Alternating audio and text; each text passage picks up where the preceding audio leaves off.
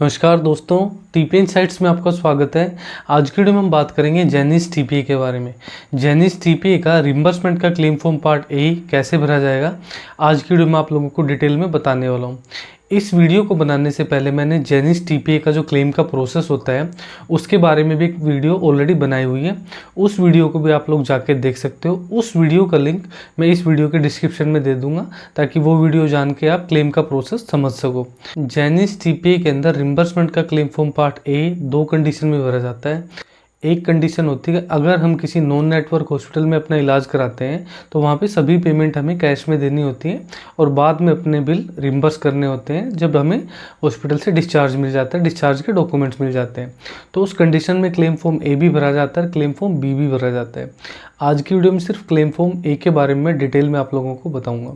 दूसरी कंडीशन होती है अगर हम किसी नेटवर्क हॉस्पिटल में इलाज करा रहे हैं और इंश्योरेंस कंपनी या टीपीए ने हमारा क्लेम रिजेक्ट कर दिया है और वो उन्होंने बोला है कि आप अपना क्लेम कैशलेस की बजाय आप रिम्बर्समेंट में अपना बिल लगाइए, यानी कि अपने क्लेम कीजिए बिल, तो उस कंडीशन में हम आपका अप्रूवल देंगे।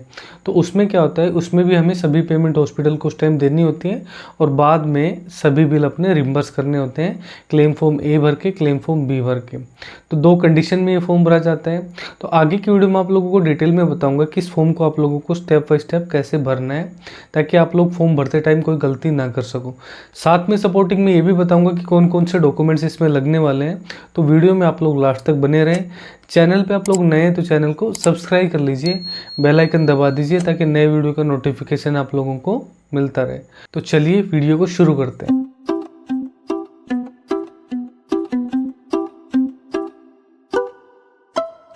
आप लोगों की स्क्रीन के ऊपर जेनिस टीपीए का रिम्बर्समेंट का क्लेम फॉर्म पार्ट ए खुल गया है।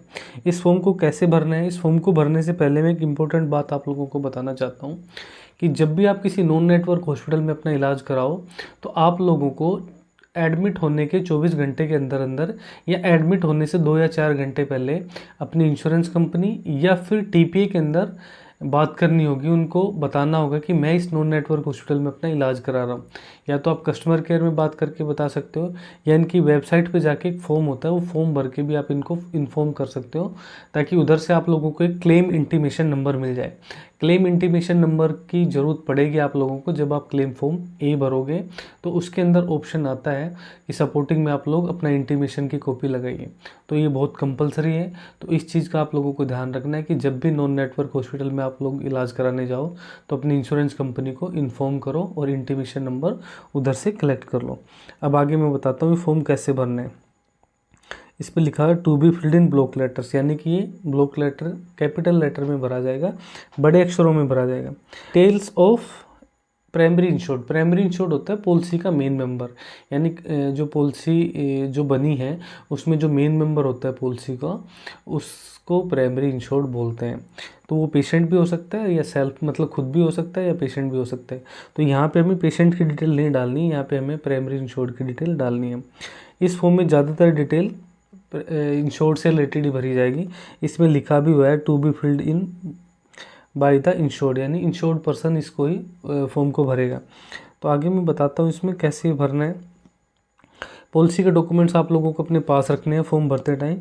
यहाँ पे पॉलिसी का नंबर डलेगा, सर्टिफिकेट नंबर अगर पॉलिसी के डॉक्यूमेंट्स में मिल जाता है तो आप भर सकते हो, इसको छोड़ भी दोगे तो भी कोई दिक्कत वाली बात नहीं है। फैमिली के अंदर 4 मेंबर है और सभी का टीपीआईडी नंबर अलग अलग होगा, लेकिन पॉलिसी नंबर एक होगा। तो यहाँ पे जो पॉलिसी का मेन मेंबर है प्राइमरी इंश्योर्ड है उसका यहाँ पे टीपीआईडी नंबर आएगा। जो प्राइमरी इंश्योर्ड उसका नाम आएगा, एड्रेस आएगा, सिटी आएगी, स्टेट आएगा, पिन कोड आएगा यहाँ पे, और यहाँ पे फ़ोन नंबर आएगा, ईमेल आईडी आएगी। तो यहाँ पे तो प्राइमरी इंश्योर्ड की डिटेल आ गई। आगे पूछ रहा है detail of insurance history, insurance history की डिटेल वो पूछ रहे हैं आपसे कि इस जेनिस टीपीए के अलावा कोई हेल्थ इंश्योरेंस अलग से भी लिया हुआ है क्या आप लोगों ने। तो यहाँ पे आप लोगों को नो कर देना है। जैसे आप नो करोगे तो यहाँ पे कोई भी डिटेल आप लोगों को फिल नहीं करनी पड़ेगी, लेकिन आप यहाँ पे यस पे टिक करोगे तो आगे ये डिटेल जो पूछ रहे हैं वो आप लोगों को भरनी पड़ेगी। उसके बाद हमें आगे चलना है। आगे इसमें लिखा हुआ है details of insured person hospitalize. यहाँ पे पेशेंट का नाम आएगा, पेशेंट का जेंडर आएगा, मेल है तो मेल पे टिक करना है, फीमेल है तो फीमेल पे टिक करना है। यहाँ पेशेंट की एज ईयर्स में आएगी और मंथ में आएगी। पेशेंट की डेट ऑफ बर्थ आएगी यहाँ पे। रिलेशनशिप टू प्राइमरी इंश्योर्ड, यानी जो पॉलिसी का मेन मेंबर है उसका इस पेशेंट के साथ क्या रिलेशन है। सेल्फ यानी कि खुद है तो सेल्फ पे टिक करेगा। स्पाउस उनकी वाइफ है तो यहाँ पे टिक करना है। चाइल्ड है, बच्चे हैं तो यहाँ पे फादर है, तो यहाँ पे मदर है, तो यहाँ पे अदर को रिलेशन है, यहाँ पे टिक करके वो रिलेशन आप लोगों को यहाँ मेंशन करना पड़ेगा। ऑक्यूपेशन का मतलब होता है कि क्या करता है पेशेंट, ये सर्विस करता है तो यहाँ पे टिक करना है। सेल्फ एम्प्लॉयड है तो यहाँ पे टिक करना है। होम मेकर है तो यहाँ पे टिक करना है। स्टूडेंट है तो यहाँ पे करना है। रिटायर्ड पर्सन है तो यहाँ पे करना है। अदर कुछ काम करता है तो वो यहाँ पे मेंशन कर सकते हो। यहाँ पे एड्रेस आएगा पेशेंट का, city, pin code, state, phone number और मोबाइल नंबर, ये मेंशन करने हैं। उसके बाद आगे लिखा हुआ है डिटेल्स ऑफ हॉस्पिटलाइजेशन। यहाँ पे हॉस्पिटलाइज होने की डिटेल भरनी, जैसे हॉस्पिटल के बारे में लिखना है यहाँ पे। Name of the hospital where admitted, जिस हॉस्पिटल में आप एडमिट हुए हो उस हॉस्पिटल का नाम आएगा। रूम कैटेगरी ऑक्यूपाइड, यानी इलाज कराते टाइम कौन सा रूम आप लोगों ने वहाँ पे लिया था।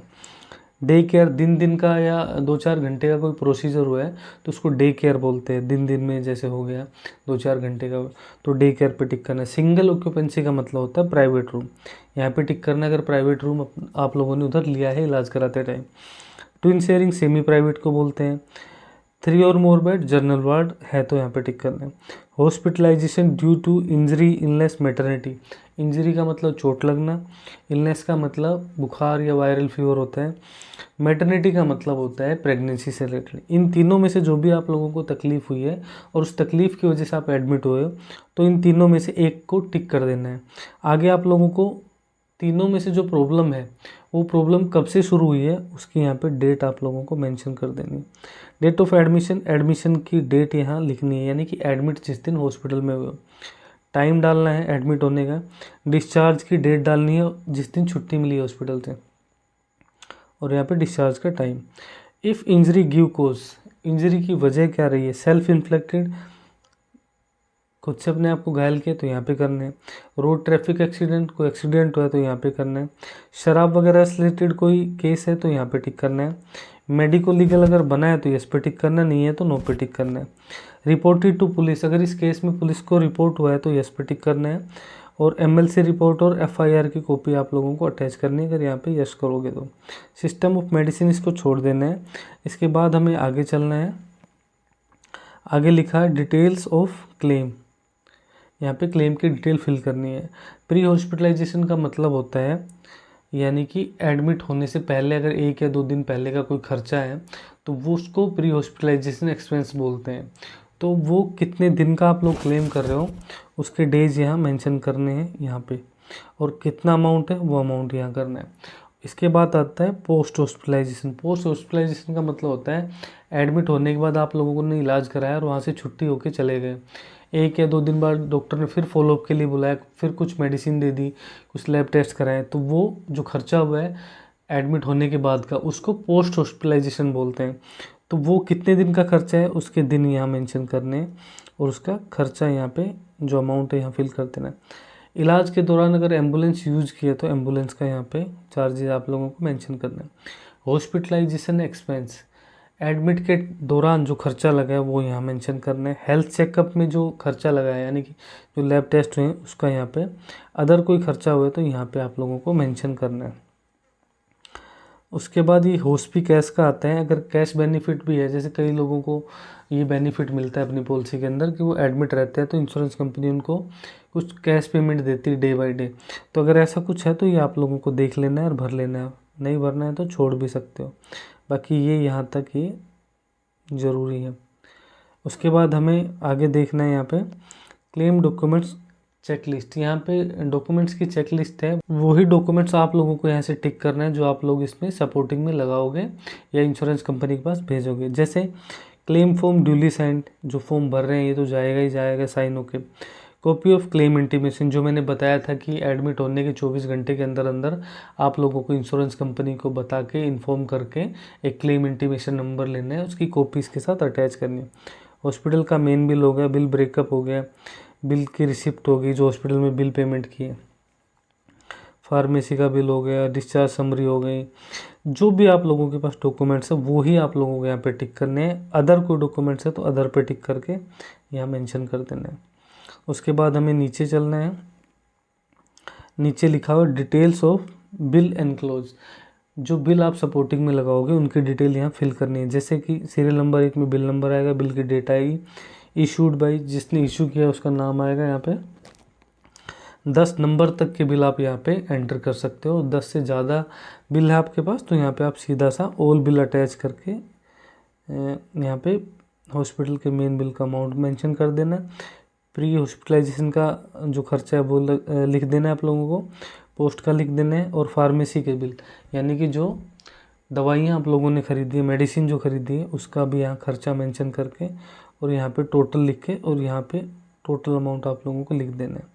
उसके बाद हमें आगे चलना है। आगे लिखा है details of primary insured bank account. यहाँ पे बैंक अकाउंट की डिटेल आएगी। यहाँ पे थोड़ा ये मिस प्रिंट हो रहा है, जहाँ तक मुझे लगता है यहाँ पे उनका पैन नंबर आएगा और यहाँ पे अकाउंट नंबर आएगा। ये देख लेना है, यहाँ पे पैन नंबर मिलेगा, यहाँ पे अकाउंट नंबर मिलेगा। उसके बाद बैंक का नाम और यहाँ पे बैंक की ब्रांच आएगी, IFSC कोड आएगा। कैंसिल चेक की कॉपी लगा रहे हो तो यहाँ पे कैंसिल चेक यहाँ पे नंबर लिख देने हैं कैंसिल चेक के। उसके बाद हमें नीचे चलना है। जैसे हम नीचे चलेंगे तो यहाँ पे देखिए डिक्लेरेशन लिखी हुई है। डिक्लेरेशन यहाँ पे हमें पढ़ लेनी है डिक्लेरेशन।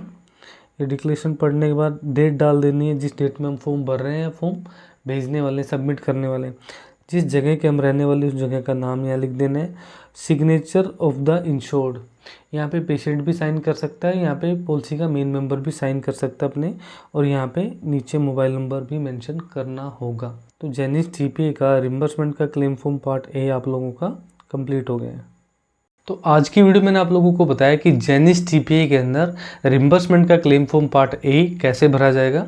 पूरा डिटेल में कंप्लीट प्रोसेस स्क्रीन के ऊपर दिखा के मैंने आप लोगों को समझा दिया है और आप लोगों को अच्छे से प्रोसेस समझ भी आ गया होगा। फिर भी इस वीडियो को लेके कोई आपके मन में सवाल है तो आप मुझे कॉमेंट सेक्शन में लिख सकते हो, मेरे व्हाट्सअप नंबर पर भी लिख के मुझसे सवाल पूछ सकते हो।